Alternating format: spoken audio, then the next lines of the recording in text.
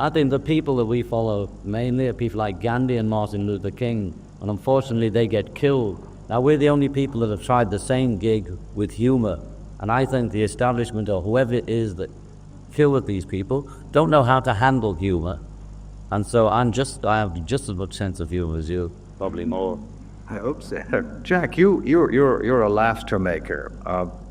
Have you ever, say, cracked a gag with a view to not just making a laugh, but making a laugh plus with some political or moral purpose? No, I don't get into the political field for laughter or ridiculing anybody in politics. I have some true stories that have happened with politicians that are funny and they're nice and they get laughs with.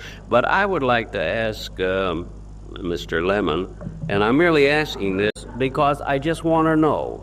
You know, I'm not trying to be facetious, and I mean, does this all stem from the war in Vietnam? No.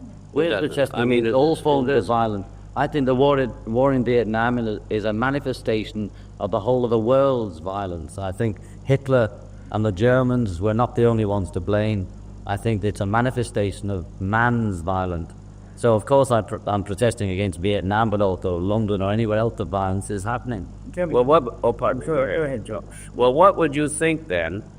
Now, for instance, it's difficult for me to voice an opinion because I have no children that can be sent to war. I just lost a nephew just a few weeks ago who was only there 4 weeks and was killed in Vietnam.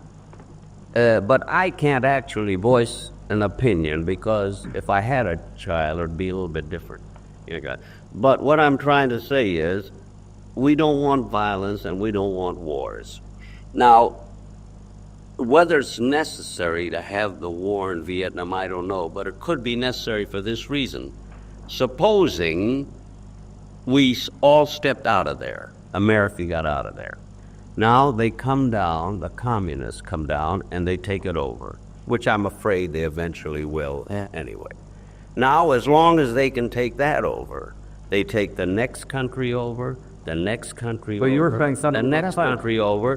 Then in the future, which wouldn't be too long, England and America would be fighting the entire surrounding world, in which we could have really war and, well, the whole thing would be a holocaust. No. You don't think they would? Well, I'm just asking. I don't know whether they would or not, but it could. I just don't believe that if the Americans pulled out of Vietnam, that the whole world would turn communist, as a result of that.